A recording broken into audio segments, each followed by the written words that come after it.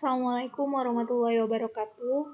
Saya Gilmandara Sari dengan NPM 1617051023 dari Ilmu Komputer 2016. Di sini saya akan menjelaskan materi dari mata kuliah Keamanan Sistem Informasi dari pertemuan 1 sampai pertemuan 7. Untuk mempersingkat waktu, di sini saya langsung aja untuk menjelaskan materi yang pertemuan 1.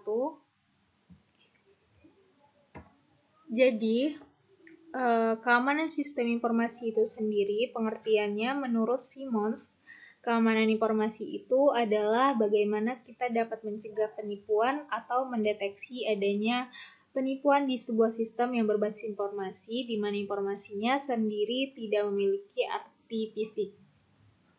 Ada 3 tujuan pada keamanan sistem informasi ini. Yang pertama ada kerahasiaan atau bisa disebut dengan confidentiality.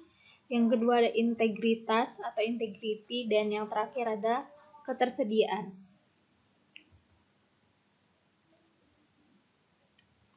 Selanjutnya untuk pertemuan 2, ini materinya tentang footprinting.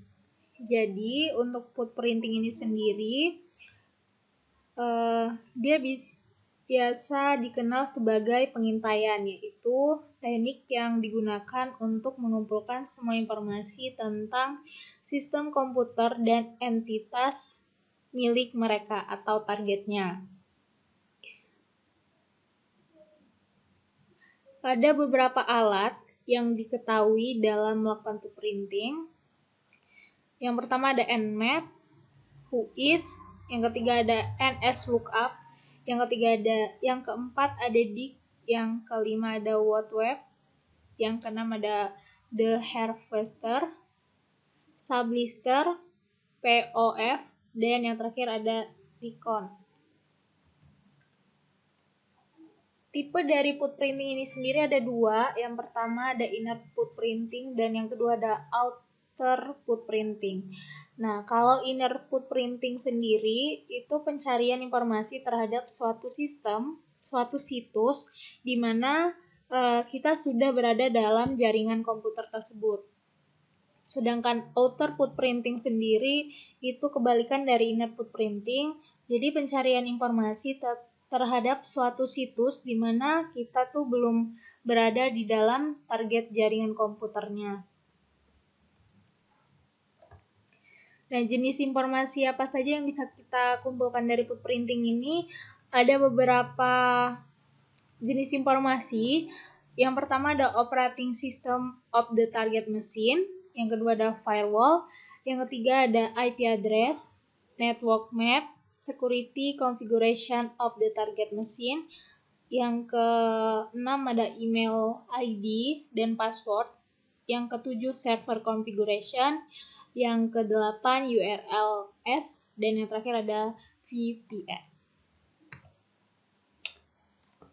Selanjutnya, untuk Nmap sendiri pengertiannya, jadi Nmap ini sebuah aplikasi atau tools yang berfungsi untuk melakukan port scanning, dan Nmap ini sendiri dibuat oleh Gordon Lion atau bisa dikenal dengan nama Fyodor Paskovich. Aplikasi Nmap ini digunakan untuk eksplorasi dan audit keamanan dari jaringan. Output of Nmap itu beda dari Nmap. Jadi output Nmap itu adalah sebuah daftar target yang diperiksa dengan informasi tambahannya tergantung pada opsi yang digunakan. Di antara informasi itu adalah tabel port menarik. Selanjutnya, di sini kita ke materi Introduction of SQL. Jadi, injeksi SQL atau bisa disebut dengan SQL injection, itu adalah sebuah teknik yang menyalahgunakan sebuah celah keamanan yang terjadi dalam lapisan basis data dari sebuah aplikasi.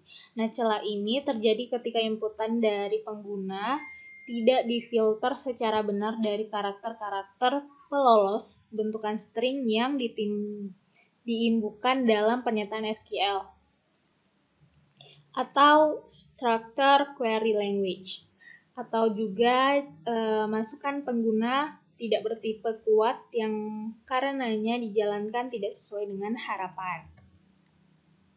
Nah, toolsnya ini ada beberapa.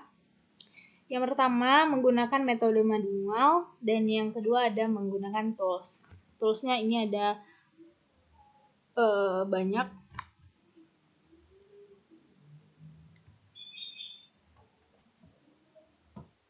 Lanjut, di sini ada materi PDF Crack.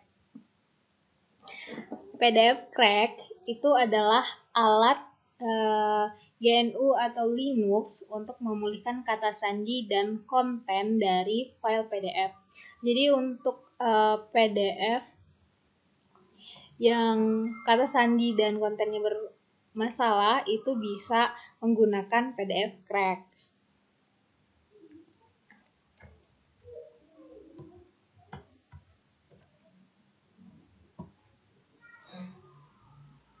Selanjutnya materi enskripsi dan deskripsi. Jadi perbedaan dari enskripsi dan deskripsi, kalau enskripsi itu sebuah proses penyandian yang mengubah teks asli atau pesan yang dapat dimengerti atau plain text menjadi teks kode atau pesan yang tidak bisa dimengerti, bisa disebut dengan ciphertext. Nah, sedangkan deskripsi sendiri itu kebalikan dari enskripsi. Jadi dia mengubah teks kode atau pesan yang tidak bisa dimengerti, yaitu ciphertext, menjadi plain text atau sebuah teks asli yang pesannya dapat dimengerti. Tools pengamanan file itu ada PGP Tool, Veracrypt, dan Crypt. Nah, PGP ini adalah singkatan dari Pretty Good Privacy, yang mana merupakan program yang sering dipakai oleh proses kriptografi dan autentikasi pengiriman data komputer. PGP Tool itu adalah aplikasi desktop open source yang sangat ramah pada penggunanya, yang memungkinkan kita bisa menginskripsi atau mendekripsi file PGP. Dan untuk materi yang terakhir, ini ada FTP. Jadi kepanjangan dari FTP ini sendiri yaitu File Transfer Protocol. Apa itu FTP? Jadi File Transfer Protocol ini adalah internet service yang dirancang untuk membuat sambungan ke server internet tertentu atau komputer, sehingga user dapat mengirimkan file ke komputer atau mengirimkan file ke server. FTP ini banyak digunakan untuk melakukan pertukaran data karena lebih mudah daripada menggunakan perangkat kabel atau PC. Adapun beberapa fungsi dari FTP, yang pertama melakukan upload halaman website ke dalam web server atau web hosting ke internet. Yang kedua menjelajah dan mengunduh file dari situs perangkat lunak publik. Yang ketiga mengirimkan file yang berukuran besar menjadi dua partisi yang mungkin saja terlalu besar untuk lampiran di dalam email. Yang keempat, mengunduh dan melakukan upload konten seperti tugas kuliah ke FTP server. Dan yang terakhir, mendistribusikan revisi terakhir program yang dilakukan oleh pengembang perangkat lunak. Aplikasi FTP client ini ada 3 contoh yang tersedia di internet. Yang pertama FileZilla, yang kedua ada WinSCP, yang ketiga ada GFTP. Nah, FileZilla FTP Client itu merupakan FTP client yang dapat digunakan untuk melakukan koneksi remote FTP dengan fitur yang lengkap. Kalau WinSCP itu merupakan aplikasi yang juga cukup populer, apalagi untuk pengguna Windows. Dan yang terakhir, GFTP.